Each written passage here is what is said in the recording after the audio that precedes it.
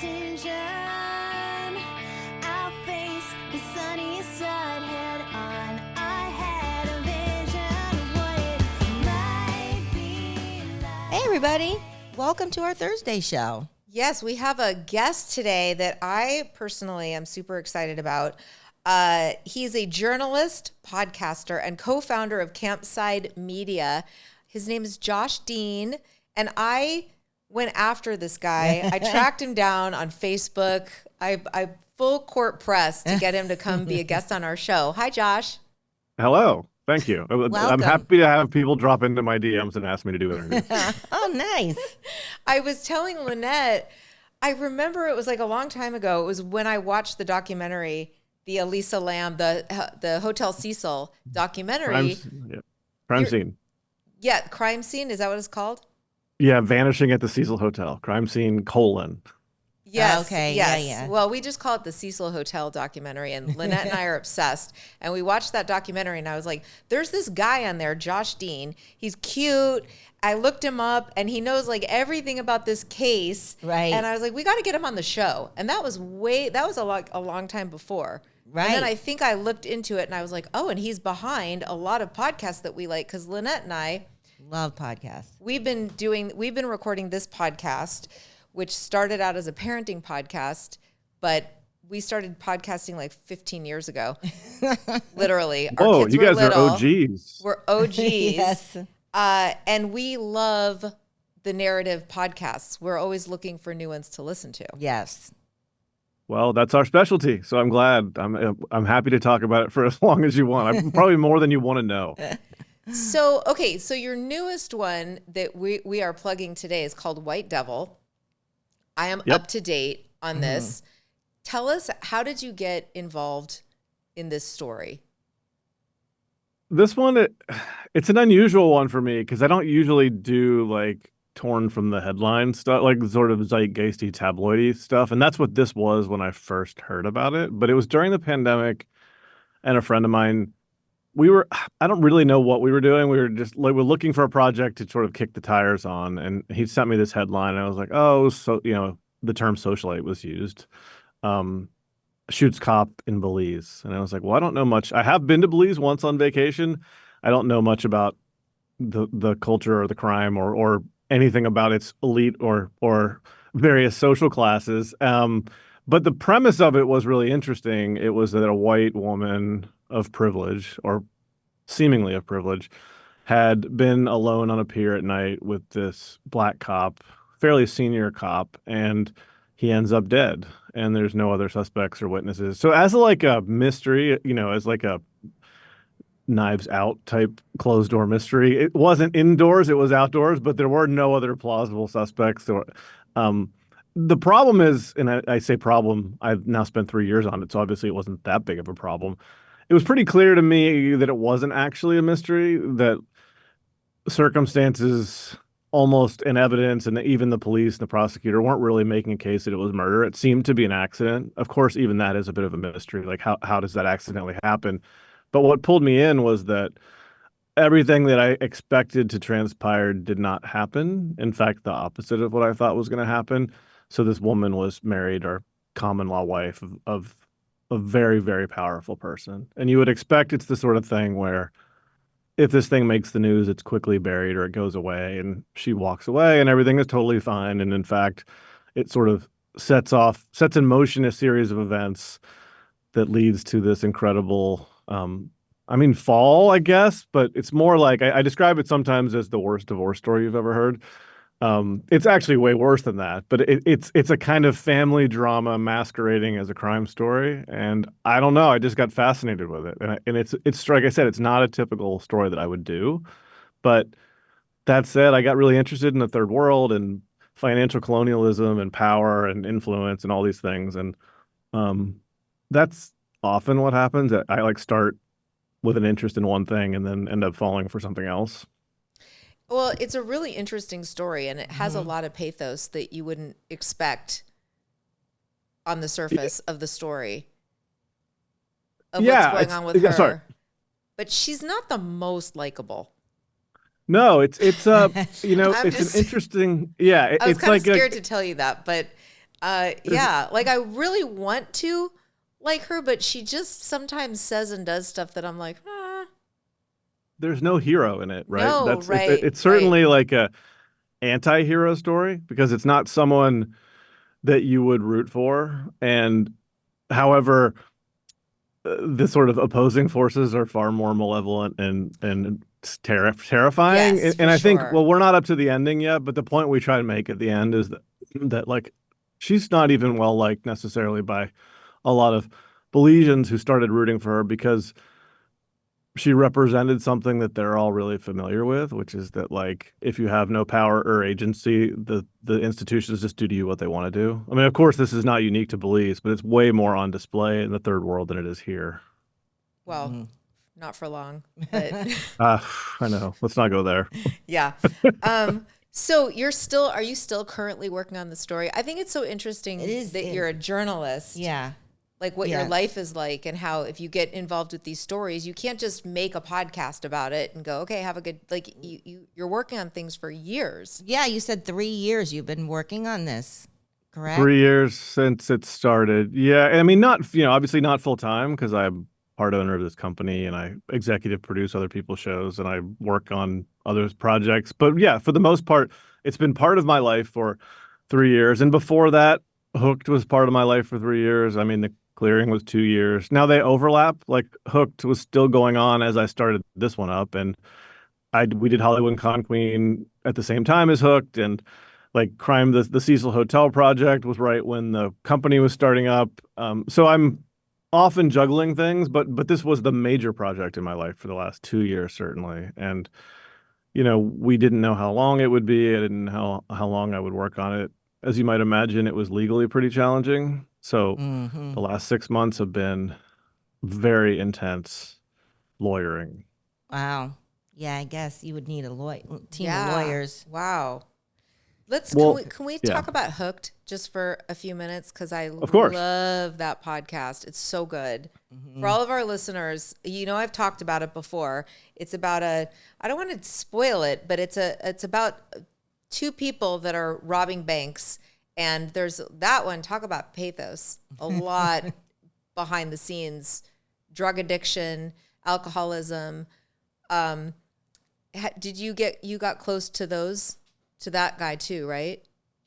Yeah, so that was, it's similar to this one in the sense that it was a headline that I was drawn to. I was actually looking for a bank robbery story for reasons that are too boring to even explain. But what I was looking for was a objectively successful one. And I saw this story from the Seattle paper about a guy who'd robbed 30 banks in 52 weeks or 54 weeks, I think. And I was like, whoa, that's got to be some kind of record.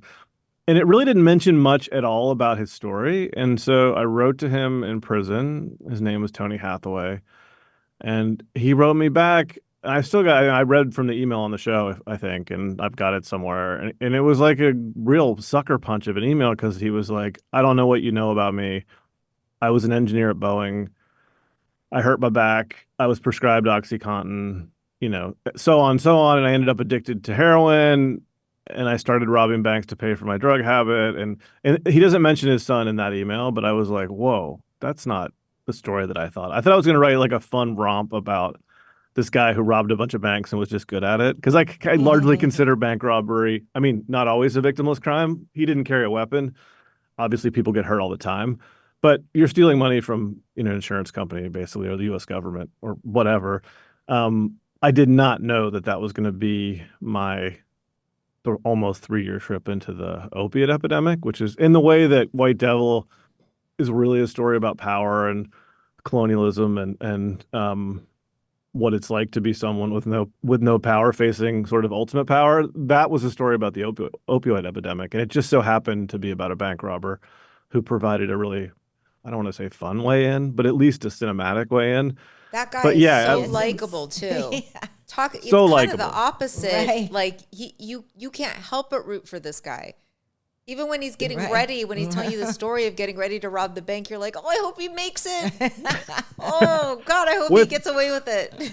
Yeah, and I haven't even said the worst part yet because it's amazing. He is really likable, and yet he robs the first bank with his son, who then goes to prison, and Tony does not. So I if I just told you know. those facts, you'd probably be like, I don't like that guy at all. But Right. and yet you hear his story, and it's very hard not to root for him. I mean, you know that he's been to prison and come out, so it's not like he didn't pay any kind of penance for his crimes or his Right. sins, and he feels very guilty about it, obviously. But the story of him and his son is just a gut wrenching because his son also got addicted to opiates. Unrelated. It's not like they were using drugs together. So it just happened like They that was the were. They well, did. ultimately, yes, but not at first. So Right. when Right.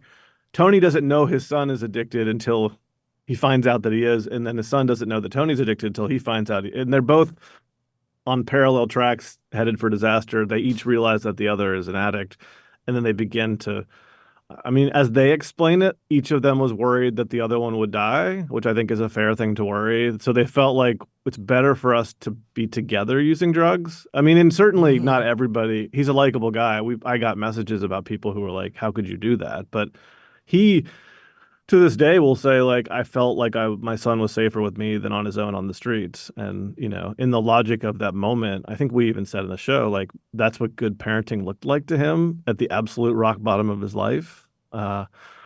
And luckily, it has a happy ending because they're both still alive and um, could have ended a lot worse. It's a So great story. one of the things I found really interesting and real about it was both of their struggle with sobriety. And, there were times where you thought, he got it together and he got help and he was sober. And then you could hear it in the interviews.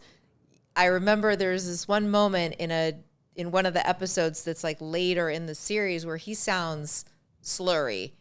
And you're talking to him and you're like, well, it seems like we're not addressing the elephant in the room, is that he sounds a little like Anna Nicole Smith right now. And then eventually you tell us, that he started drinking again. It came out. Yeah. So, in the moment, I don't remember how long it took me to realize it. Obviously, when I listened to the tape afterwards, I was like, this is so obvious. And you're not the first person who was like, oh, you couldn't tell. And obviously, ultimately, I did. And we started talking about it. But yeah, he fell off the wagon. Yeah, and we have to remember, so he gets out of prison. He's just kind of getting back on his feet, and then the pandemic hits. So he really had no chance to re-enter society at a normal time. And so there he is stuck at home. And actually, his son is living with him at that time, too. And later, his grandson, too. And I think they didn't have jobs, and they just started drinking. Yeah. And obviously, he's got an addictive personality, clearly. And alcohol became a problem and almost killed his son. Like I think he got really in it. And then his son quit cold turkey.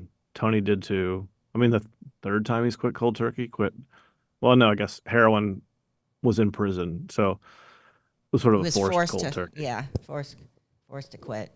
Yeah.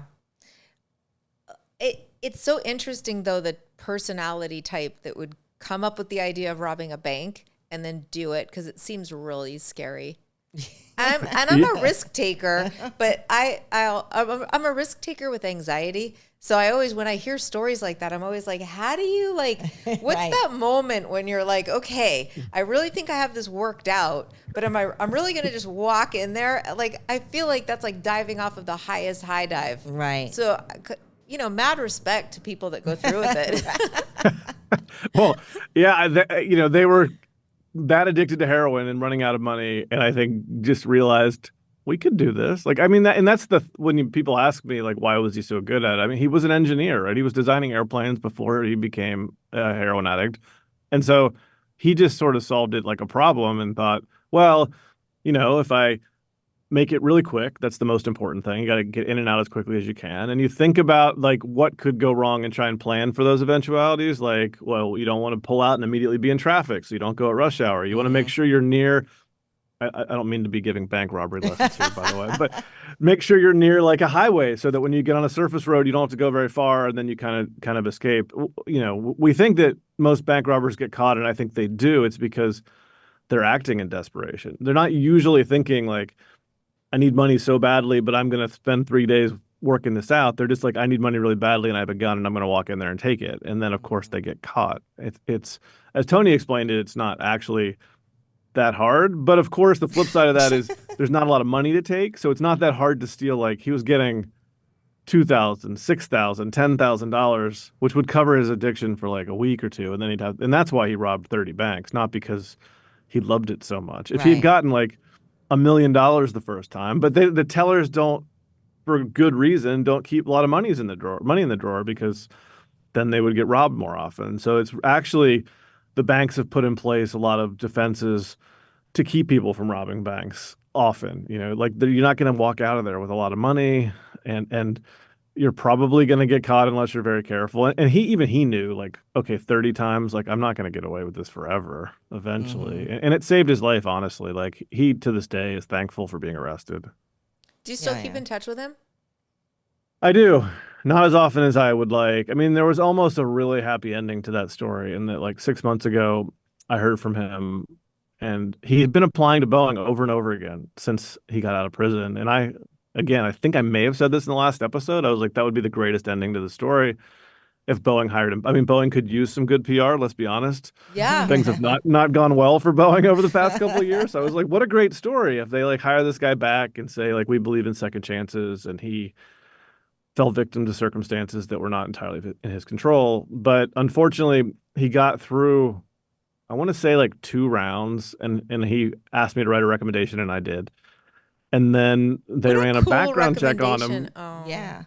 But of course, like he was honest in his interview. It wasn't like he went in there and was like, please explain this gap in your resume. He's like, let me tell you the story. And apparently he started telling it, and they stopped him at one point. They're like, thank you for being honest. But then, of course, they hired this outside agency firm to do the background check. And then they put forward a recommendation, and I guess that gets to Boeing's lawyers, and they're like, whoa, wait, this guy's like a felon and was a drug addict and robbed. We can't hire him. And he's like, but I was honest. I think it's a situation where the system just couldn't make an exception for him, no matter what the manager who wanted to hire him. So that was a real bummer. I don't know. This was like 6 months ago. I don't know if he's found a job since then. I was really hoping that would be, I feel like I don't know what, having a previous drug addiction or robbing banks has to do with how good you are at being an engineer, Right. Yeah. No, it doesn't have anything to do with it. I think it has more to do with what we as society, like, we tell ourselves that people make mistakes and they do their time to serve, to sort of pay for those mistakes, and then we forgive them and we let them back into society. I don't think that's actually the truth. It's very hard for people to overcome that scarlet letter. I mean, it's a lesson we could probably all learn, which is like, you shouldn't be judged on the worst day of your life, or even the worst year in his case, because I've spent a lot of time with that guy. Like he's a good human being, and certainly didn't deserve what happened to him. And I'm not saying we should hand him the greatest job of all time, but if he's qualified for a job at a company where he used to work successfully, why not hire him again? Right? Just because he did something bad and served his time. So it's a bit of a bummer, but I'm sure like lots of people listening to this well, not lots, however many felons you have in your audience are probably like, tell me about it, man. Like it's hard, I don't know if you guys are big with felons or Our not. audience is Oh, they're full all of felons. all of them. They're all doing time. Okay, let's take a quick break and we'll be right back. Okay.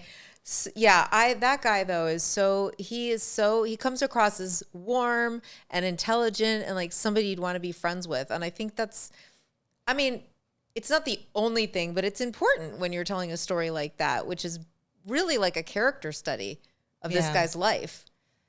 Completely. I would say like the similar, my projects are all so different, but 3 of them, I put Conqueen aside for a minute. We haven't talked about that yet, but Yeah, like we will. one Yeah, we project will. that kind of serves, it's like its own specific use case. But Hooked, White Devil, and The Clearing are all shows where I met a person, I spent a long period of time talking to that person, and that became the backbone of the story, is this like trust between subject and journalist that led to this narrative. Seeing a narrative in a way that I wouldn't normally have seen it. Like, you could kind of only tell Tony's story by talking to him for a really long time.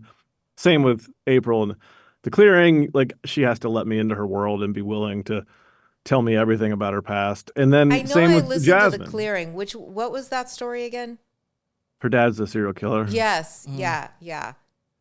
And in all those cases, though, it's really about like I just spent so much time talking to someone that I got to see a side of the world that I wouldn't have seen, of their life that I wouldn't have seen. And like, you know, to go back to White Devil for a second, whether or not you like Jasmine, it's hard to argue that like what happened to her was not incredibly unjust and almost unbelievable. And the fact that she is unlikable explains how she survived, right? I think only someone who is like that much of a scrapper, who is like not really cared what people think of her, could have made it through what she went through. In Tony's case, only someone who was that like likable and kind and decent could tell the story that he told to me, including using heroin with his son and bank robbing a bank together, and have people not be like, "Oh yeah, fuck you, man." Like I'm not gonna feel sorry for you. Your son went to prison and you didn't. Well, he did Yes. ultimately. Well, so what is your process like finding these stories to do podcasts, to do, I know you're a journalist, but like tell us what do you look for? What's your process of like finding your next project? I'm 'Cause sort you've- of stuck in that process right now because I you've- don't have something to do. I don't have a next project. I'm a bit of a generalist, or no, I am definitely a generalist. If you think like, The Clearing was about a serial killer, but Hooked was about bank robber and a opiate epidemic. This one's about sort of financial corruption in a sense, and like Con Queen's about a con, and I wrote a book about the CIA. It has much more to do with like, and this is what makes this question really hard to answer, even though I wish it wasn't, because then my life would be like, I'd have a lot easier time picking projects. It's like they almost find me, which sounds like a dumb cliche, but it's sort of true. Like I really never thought that I was going to do this story about Jasmine Hartin and the Ashcroft family. I never thought I would do a story about this guy in Seattle who robbed 30 banks. It's something, a headline or a detail, and this is the case of The Clearing too, actually, because I had read a headline about her father. This is April. Um, Palacio, Edwards was her maiden name. Her father being this serial killer who, according to the story I read, had maybe murdered dozens of people. I was like, oh, why don't I know who this person is? And then I look into it and I find out, well, he may not have actually done that, but there's this cop in Montana who's obsessed with him and tried to blame him for all those murders. So I just started like poking at it, like digging a little bit, and I got really interested originally in the idea that there was this cop who had an obsession with this murderer and that maybe that cop had completely lost his mind and was actually trying to blame him for things he didn't do. I was like, what a crazy story that is. Like a cop who's trying to assign murders to someone who didn't commit them, even though he did commit some murders and is already in prison. So we don't really need to like prove that he's a terrible person. But in the process of doing that one, I'd reached out to April, his daughter, who was the person who had him arrested, and she'd never spoken to anyone and just was at the right place at the right time and felt like she wanted to start opening up. And then we started having these conversations, and she was like, would you work with me on something to try and figure out what my dad did do and what he didn't do? Because she'd also been grappling with this cop trying to say her dad was the worst murderer. I mean, it's bad enough that your dad is a murderer and that you had him arrested, like plenty to deal with there. But then if there's someone out there saying like, he also murdered all these other people, and you're like, I'm not sure that he did, but I'm also not here to say that he's a good person. Like, what a strange conundrum that is for a child. Like, my dad is a terrible person and I helped get him arrested, but he's not as terrible as this person is saying that he is. Like, it's not Wow, like she was yeah. trying to clear his name. Right. She was just like, I just wanted the truth to be out there, which I guess is like the commonality in those three stories anyway, Hooked, White Devil, and The Clearing, or that they're all like an attempt to correct a narrative that exists, which is, Right. The story of Jasmine Hartin, if you believed it, was that she would just kill this cop on purpose, or even if it was an accident, then tried to get away with it. When in reality, that's not what happened at all. Hooked, it was like, oh yeah, he robbed 30 banks, but you need to know his backstory. And with The Clearing, it's, yeah, April's dad was a serial killer. Certainly he killed 5 people. Not sure he killed 50. And so maybe we can tell the true story that makes everybody feel a little bit better, including, by the way, the family members in cases who maybe have decided that he's the killer and he just wasn't. Yeah. Yeah, that's so true. Right. I have a question.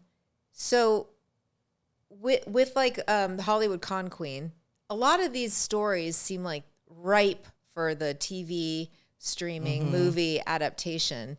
But if you don't have the rights to them, like what happened with Hollywood Con Queen? Why is that not your show? That's a painful one. Oh. Yeah, Well, because you did the so podcast first, correct? we did. Yes. Yeah. I Mhm. mean, we do, or I do. Like in the case of The Clearing was not a campsite show. That was before we had the company. Same with Crime Scene, the Cecil Hotel. So those are my own things before I had the company. So I would have some portion of the rights. Now as a company, we typically have some portion, if not a controlling interest in the rights, so that we at least are like major players in any adaptation. It's certainly part of our business. The problem is what you're thinking of, or what you're talking about, is the Apple TV Plus docu-series about the Con Yeah. Queen.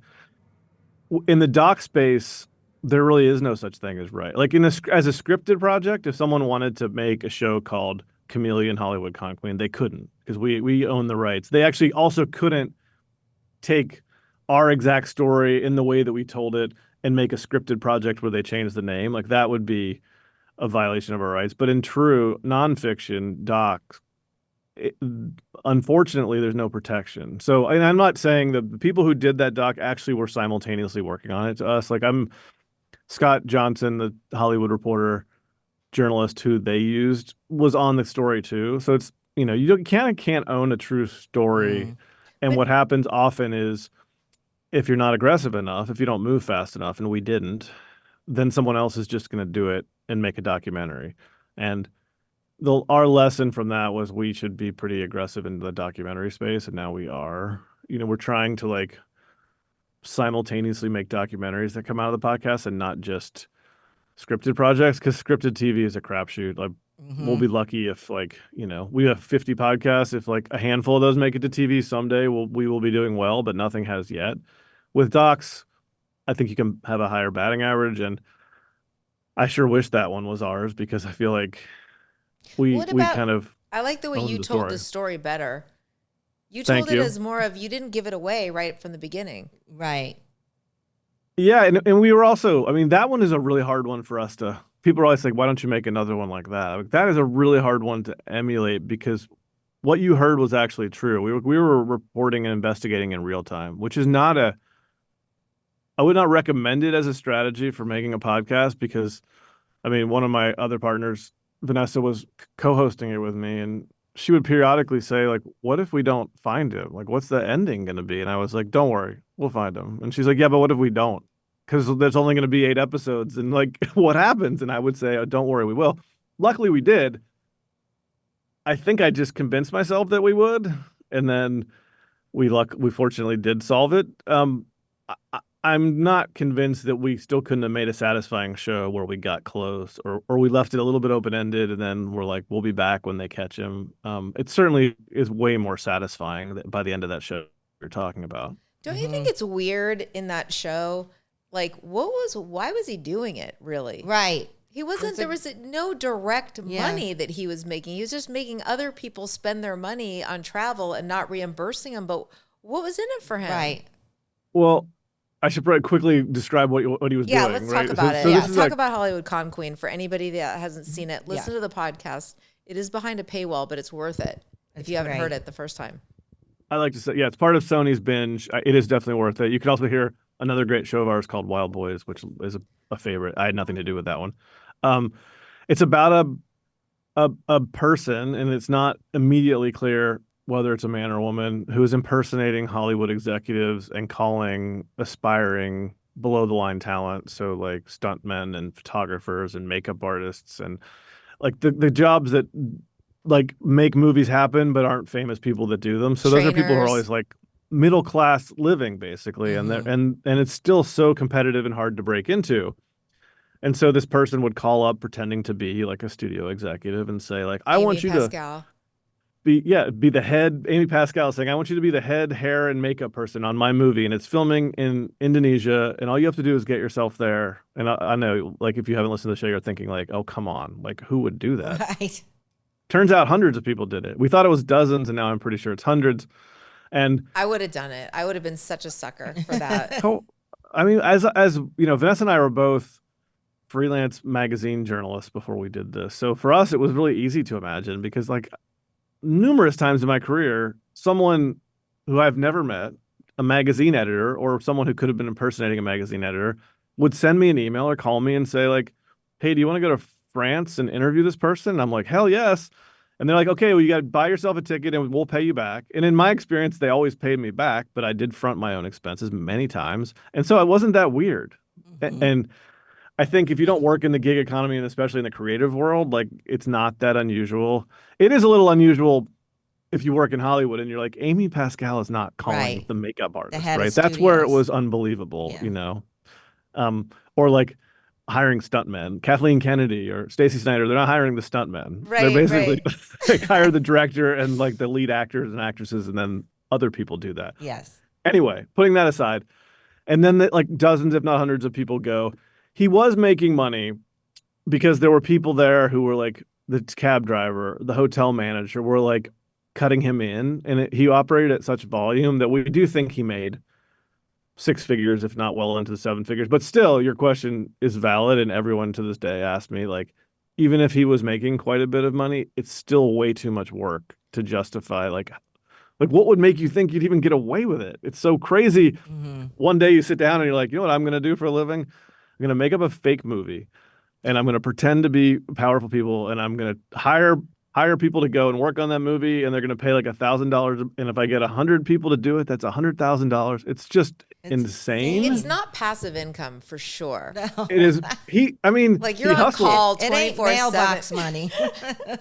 And if you think, so these people are in Indonesia on the set. You know, he's got to deal with Hollywood people who are in the Pacific time zone. And then he was like often in England, we found out later. And so if you think of the time zones that are being managed and all these different people, like the project management required for that, like he would have been a really good actual movie producer instead of know. a sociopath. Yeah. I mean, Totally. just the amount of volume of work that he put into it, like writing scripts, right? And like sending it to them and, you know. Scripts and like multiple cell phones. He would be like four personalities on a given day, like a man, a woman, a producer, a director. He was a like Phil studio Hendry head. level. Yes, Like being two yes. different voices at the same time. Right.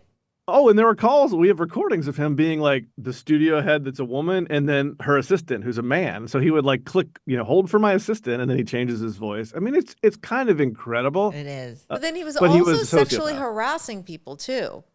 Yeah. I mean, where it goes from like amusing to sort of disturbing is that, yeah, he was sexually harassing men because he's gay. He was also like really messing with people's heads. Like, and this is like, you know, again, to go back to the gig economy, I think when you think that you've gotten the break that you've been waiting for forever and it turns out to be fake, it just destroys your ego and your confidence and your sense of self. And I remember talking to this actor who we didn't put him in the show. He called me, I think, after the show came out just to like thank us for helping stop this. And he said he was in his 40s. He was like a really handsome guy. He's like, I scrapped and I clawed and I tried everything to make it in this town. And I just ultimately decided to give up. And I was like, I'm working in a bar and I'm doing fine. And, you know, I've got a kid now.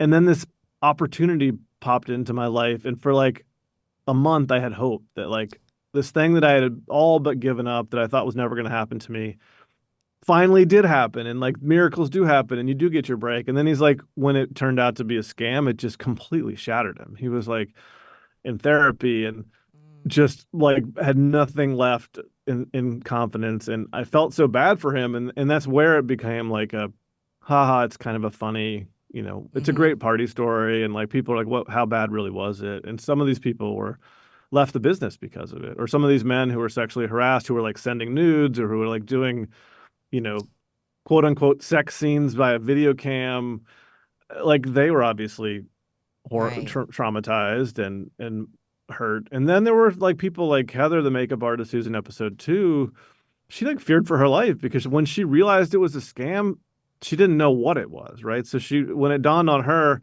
she was in a cab in Jakarta, in traffic, in like a bad neighborhood with a cab driver who's speaking Indonesia. And she's like, am I about to be raped and murdered? Like, Yeah. and so to her, even when she found out what it was, she thought like in my head for a brief amount of time, I thought I was going to die. And then on top of that, I had money taken and I was exploited and I feel terrible. But it was more for her, like there was real trauma done. And then there were a handful of people who kind of were amused by it, or at least were like, I'm okay. Turned Yeah. out all right for me. Approximately how many people did he con? Do We you know off think the it top? may be in the hundreds. Wow, that's insane. Because I by the mean, way, in that when he didn't even stop. He overlapped. He moved to London and then became a Food World scammer oh, on the that's side, right. That's right. He was where a he was. foodie. Yeah, he was like had a blog. He Right. would go into restaurants and tell the chef that he was like somebody famous and he was making a Netflix show, and they would comp him food. Like this was at the same time. I'm like, how did this guy sleep? That's right. I'm Yeah. getting some ideas though. I know. We're in a golden age of scams. Anyone out there who's got a great idea and a little initiative, I think the internet has made it Pretty so easy. easy. I gotta drink more coffee, like get more energy to Right. like, Yeah, I you know, know, I to have a follow lot of through. ideas, no follow through. Exactly. And also Exactly. with AI now too, I'm sure it's like pretty easy to do It's going to be scary, right? accomplish Because these he scams. had to do the voices. Now he's just going to be able to get like Chat GPT to do the voice for him, Right, right? right. Okay, so should we break again, Yeah, Keelan? let's take okay, a let's quick- take another quick break. Okay, I want to talk about the Cecil Hotel. Now, I want to know how you got into that one. Also, by the way, this just occurred to me. Have you heard the podcast Killed, which is about it's about I don't think so. I'm pretty sure it's called Killed. It's about newspaper. It's about like magazine writers, Oh, yes. Yeah, journalists, I do know. Yeah. and there's stories that get killed, and then Yep. what the story was and what happened behind the scenes. I have seen it's Justine Harmon. Yeah, I do know it. It was an Audio Chuck show. Yes, that's a pretty good show. It is good. They need and more I story. I was wondering relate. if I know you'd all ever- those people. You do? Yeah. So did you? Is that how you started out? You started as a journalist after college? Yeah, so I moved to New York to work in magazine journalism, and like it was definitely not an overnight success because it was a tough business to break into. And I worked on staff at various places, and then ended up at Men's Journal, which was a men's lifestyle magazine owned by Jan Wenner, who owned Rolling Stone. Yeah. And I was there for a while, and I got fired. And it was Why? the best.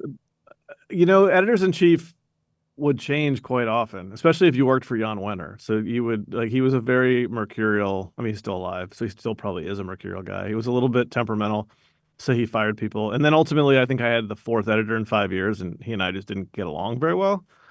And so he fired me, and it was one of those like pivotal, I mean, really pivotal moment because I remember thinking like I could go get another job, but really what I want to do is just write all the time. So why don't I try and be a freelance writer? And then for the next 15 years, that's what I did. I wrote magazine features, including for Men's Journal, because of course he got fired at some point. And then another one came in, and I was back in good graces. And so I just wrote magazine stories for, I think 15 years, wrote 2 books. What are And your then books? Tell us your books.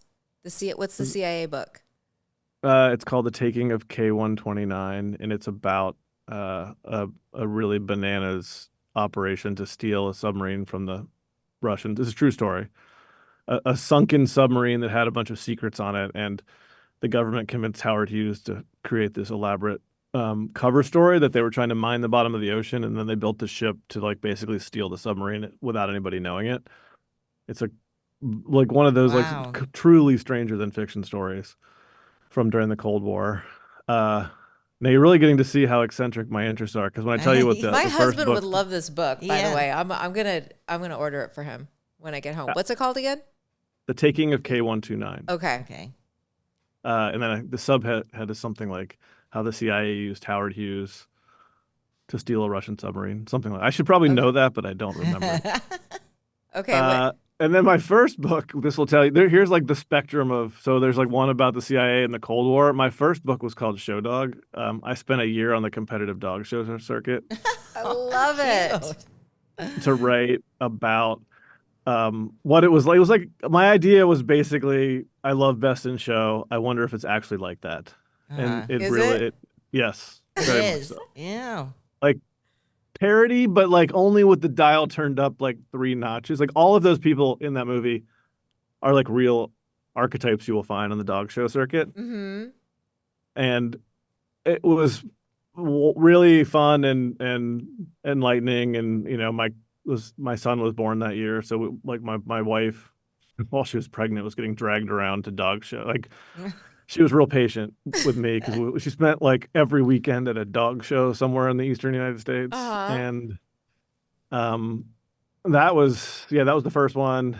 And then it was mostly just doing books, or was going to keep doing books and magazine stories, and then the clearing came along. And actually, right around the time that I did the clearing is when I started work on that, the crime scene, the docu series you're talking about for Netflix, which was also based on a magazine story of mine that I had written for a publication.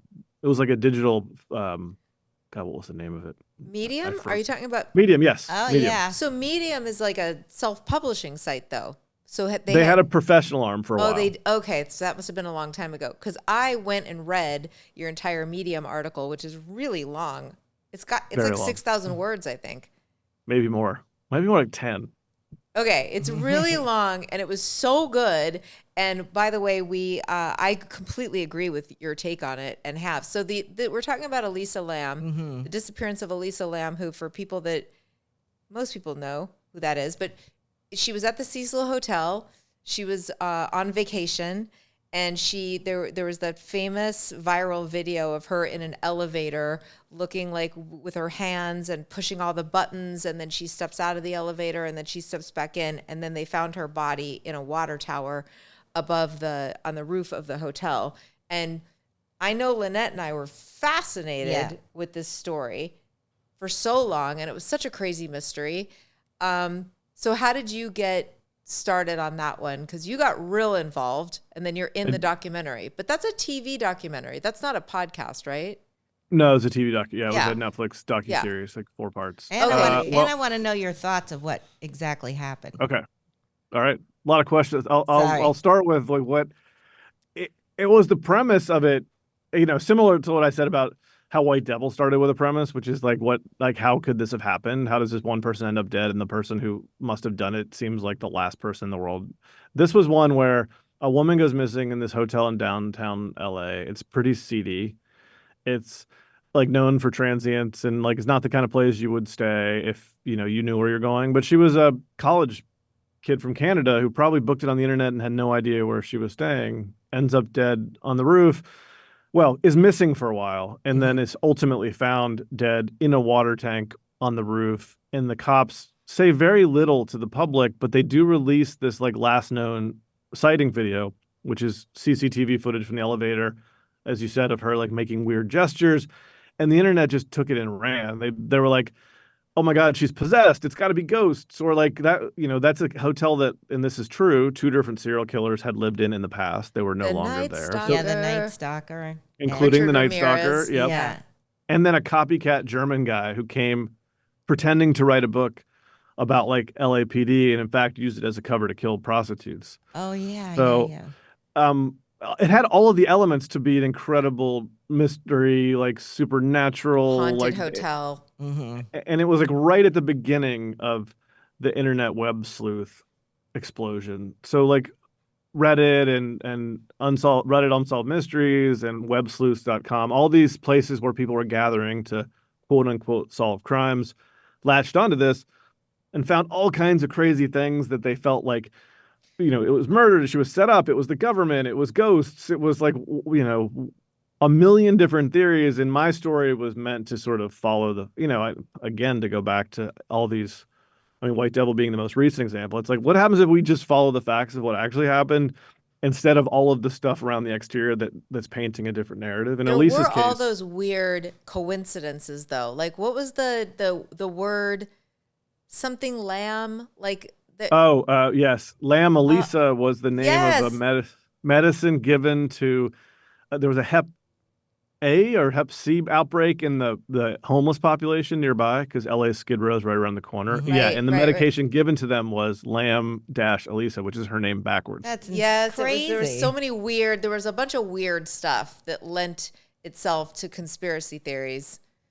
Or like the body was ultimately discovered because a British couple that was staying in the hotel opened the faucet and like discolored water came out, and that's also roughly the premise of the Jennifer Connelly movie Dark.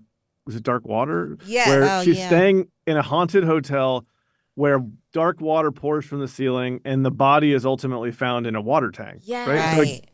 Right. it's crazy. I That mean, is like crazy. all that said, it's when you actually like look at the facts of it, there was no evidence of foul play. I mean, I don't believe that ghosts are killing people. Some Hmm. people might. The footage was almost, it's very hard to confirm this 100% because I couldn't get the original footage, but it was probably not being played at, it was like playing back at an abnormal speed. So that like behavior that you were seeing in the video was probably not what it looked like at real speed.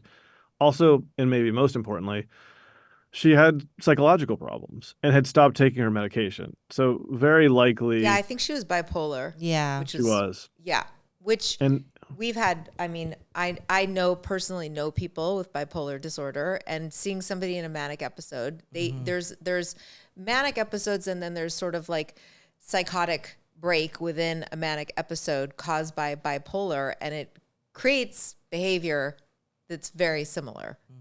I mean, it and happens.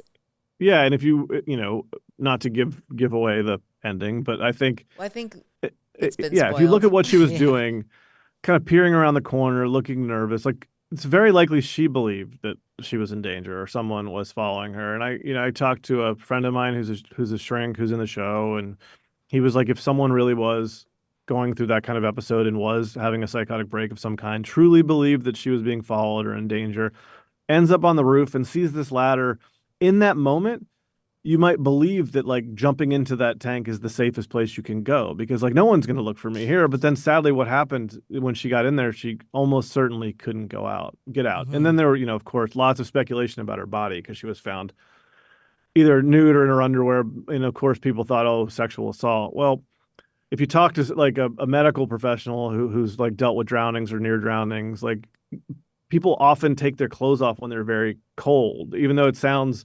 counterintuitive. For one thing, it weighs you down, but also it makes you feel like you feel like you need to shed your clothing for whatever reason. And so like it's not weird that she would have done that if she was trapped in there and ultimately drowned. And so it's just a horrible tragedy of a woman who had psychiatric problems and stopped taking her medication for better or worse, had an episode at the wrong place with no friends or family around, made a series of bad decisions and died. And it's like a Yeah. terrible ending. And I feel horrible for, her family for having to live through this internet conspiracy meme. Right. And, it's like with everything else, you have moments of existential drama of like, am I doing the right? Like, are we making people's lives worse by trying to tell the true story because you're making it a bigger deal? And that series was huge when it came out during the pandemic, and I'm sure for the family it was terrible. I mean, Hmm. I just wrote some stuff at the end of White Devil that says the same thing about Henry Jamal, which is like having this story told publicly is not a thing the family ever wants to hear, whether or not you know the person you're talking about is guilty or not guilty, or whether it's a crime or not a crime. If you're close to the family, or if you're in the family of a victim of a crime or a tragic circumstance, like the last thing you probably want to do is have it become widely known publicly. And obviously, as journalists, we have some culpability in that. Hmm. Um, I feel I like you wrote about that a lot in the Medium article, which you can read for free, by the way. If you just go to Medium and look up Josh Dean or look up the Elisa Hotel or look, you can read that whole article, and you really do grapple with that in a, I think in a very sensitive way of like, what is your responsibility, and are you making things worse, and what is the point of all of this? Mm. I have those feelings all the time. Like I said, I just had them again, and as we recorded the finale of White Devil the other day, I like felt we had to write. I felt like we had to write a new ending to accommodate it because I just needed to be said, and in that one especially because I just think if you're in that family, it's not so much. Even though I'm sure this is terrible, like that it's widely covered. I mean, there's certain murders and cases that are just widely covered, and there's nothing you can do about that. It's the fact that she was like almost a meme and that people were like saying these crazy things and the family's probably like no, she had problems, and this the explanation is not that it's not that hard to solve. Why are you saying that there was ghosts, or why are you saying it's a serial killer? Why are you, And the fact that the people on the internet who try and solve these crimes don't have those feelings, I think. Rarely are they thinking, oh, I wonder if this is upsetting for me to say that like ghosts killed this family's daughter, right? Like more like I'm the only one who sees the truth. And as a journalist, you're trying to only tell the truth, at least Right. hopefully. But I'm not sure it like makes families feel any better. That's got to be Yeah. tough. Yeah. I think about that when I watch crime documentaries. I think about the family and how they must feel seeing, their story of their loved one being told. It's got to be hard. It's, very popular genre. And like, I'm certainly not here throwing stones. Like, I have a company that has done plenty of crime stories. And we try and, at least have layers to what we're doing, like to make sure that, it's not just about the crime. If I think about The Clearing, which is the thing I've done that's probably the most, like, it's about a serial killer, right? And I think that's where people get the most uncomfortable. It's like, oh, the Ted Bundy tapes. We're like treating Ted Bundy as entertainment. This is pretty horrible. And The Clearing is the one where I probably felt the most like, is this something I want to do? But because I was working with the daughter of this guy and the person who ultimately led to his arrest, and she was kind of the one driving the project in the sense that I wasn't like, hey, come. I did ask for an interview, but I didn't say, hey, let's do a project together where we set out to like tell the true story of what did or did not happen in your father's life. It was her very much wanting to know, like, the life I thought that I knew was kind of a lie. You're a journalist, maybe you can help me like write my own biography, which I think is how I would describe what that project was. And so I felt like it had a redeeming quality to it because she was there. If it had just been me, it starts to become a little murkier of like, what am I trying to do here? But when we do projects, Suspect, which my partner Matt Scher did, like our biggest show ever.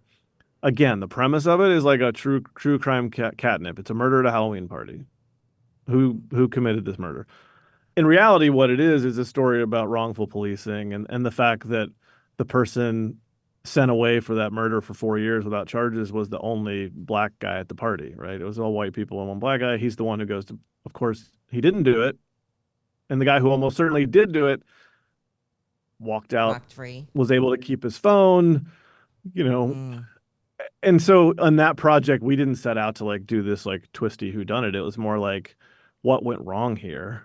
And what can we do to try and point the finger at the right person or who we think is the right person? And actually, like, that project led to Emmanuel, the not convicted, wrongfully charged. He's now suing King County for millions, and I hope he gets it.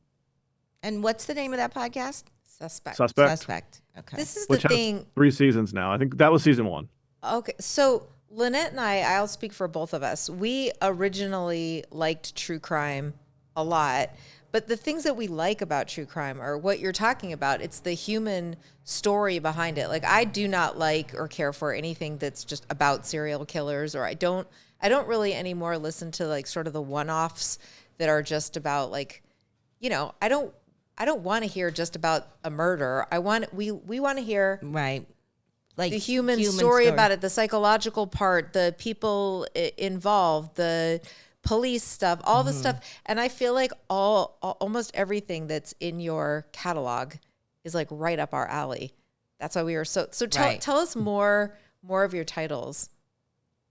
Well, just quickly on that point, I mean, Yeah, I'm glad to hear you say that. That's like we try and, when we pick stories, do stories that, obviously they need to have commercial appeal. We want people to listen to them in large numbers, but we hope that there's some layer or layers beyond that, which is, either we're doing some good by telling the story in a way it hasn't been told before, or, from a perspective of someone who's like someone you do want to root for, or like, in the case of Hook, it's really the story of the opiate epidemic, just happens to be about a bank robber. Because if it was just the story of, some hopeless addict, you might never listen to it, even though we can argue about whether you should or shouldn't, right? Like, if it's too bleak, you're just like, I don't know that I want to go there. So Right. I don't want to say we trick people into it, but we try and find stories that, in the case of Suspect, for instance, like the reason Matt did that is because Emmanuel, the wrongfully charged black man, wrote to Matt, because Matt had written a story for Atlantic, I think, about touch DNA and how it's kind of bullshit. And all these convictions have gone through with expert testimony based on touch DNA, which is the idea that, like, if you pick up a Coke can, some amount of your DNA is on there. Turns out to be like wildly speculative in most cases and flat out wrong. And so Emmanuel in prison, stuck there in King County Jail, wondering like, how do I get out of this hell? Happened to pick up that article, wrote to Matt, and we all get these letters. And of course, everybody in prison is innocent, right? I mean, that's like almost unanimously they'll all tell you that they're innocent. Most of them are not innocent, but enough of them are that if you pay attention sometimes, and in that case, Matt did, started communicating with Emmanuel, read a little bit about the story, realized like this guy definitely did not do it. And like, what the hell went wrong? And like, that's one where the story kind of found him in the way I was describing earlier. And some of our other stories, like, I mean, another very successful show we did was called Devil in the Ditch, which was about a woman, Larison Campbell's her name, from a sort of southern Gothic town in Mississippi. And her grandmother was killed. And they always suspected that someone in the family did it, but that person was never charged. And she goes back to kind of like dig up old ghosts in her family. And it's like, is it a good idea to try and solve a murder inside your own family or not? I think the jury is out. If you asked her, depends who in her family you asked, whether that was a good idea or not. Is she but on again, good really terms interesting with her family? Some of them, maybe not all of them. Or our other the show that won Podcast Academy, that sort of Best Picture podcast 2 years ago, is called Wild Boys. It's also in the Chameleon That's a great franchise. one. Yeah. Great I love story. the Chameleon franchise. There was No Wild murder. Boys. Yeah, but that's the kind of stories that I love. Do you remember that podcast, Lynette, about the brothers that just like are turn up, and they said that they were raised basically by wolves. Oh Essentially. yeah. Yeah. So they walk into a rural British Columbia town and say, yeah, they grew up in the woods with no computers, no TV, eating, like foraging for calories. And they fool this entire town to the extent that like Canada's version of 60 Minutes profiles the like wild boys of Vernon, British Columbia. And of course, it was not true. Wow. That was a crazy crazy story. story, though. Yeah. And that one, that's one we might have done. But Sam Mullins, a very talented host, Sam grew up in that town and he remembered it. And at some point in his adult life, he was not a journalist. He was like a spoken word performer, comedian. And that's rare for us because almost all of our hosts are journalists. But he was a very talented storyteller. And these were his, like the woman who kind of took the boys in and arguably saved the younger one who almost died because he was a fruitarian, like living on not enough calories to survive. And she saved him. And like she was like Sam's mom's best friend. So he just had trust of this town to tell the story of what happened, how it got taken. And then ultimately the truth came out. And then the second half of that series is about what they're doing now. And that's one where we are in the process of making a documentary. So hopefully you'll see Oh, that. that's great. That's awesome. That deserves a documentary. It does. And I sometimes like to say, like, and this is not true of every show we made, but most of them, it's like the person who's doing it is hopefully the only person in the world who could really do that story well, which not in 100% of our cases, but it's often like, Larison's family or Sam's hometown, or that, Emmanuel wrote only to Matt, or, it's like Tony, I was the only person talking to Tony. It wasn't like people were chasing that story. And I think that's the bar we aspire to hit, which is like, we're not just doing this for entertainment. We're doing it because the person who's telling you has the, empathy, understanding, skill set to like do it in the most definitive way possible. And hopefully it's a net positive, even if it's about something terrible. Mm-hmm. Well, you're doing the Lord's yes. work. Campside Media, White Devil. Listen to it. The finale's not out yet. I think I just listened to episode 10 this morning. Yeah, 11. 11? Was it 11? probably. Yeah, okay. Last Whatever one, yep. came out in 12 the is middle the of the next night. one. Okay, and that's the last one. Really, really great series. Josh, thank you so much Josh. for joining us. This has been really interesting and so fun talking Of to you. course. Yeah, all of these are right up Yes. the alley of all of our listeners. Definitely. So you've Yeah. given them some fodder. I'm envious of your studio too. We got to get some video games, some arcade games in here. Well, we don't. Thank you. We don't play them, but yeah. They're just there for looks. I play 'em. All right. All right. Thanks, everybody. Thanks, Josh. Thank you. Okay. All right. Bye. Thanks, you guys.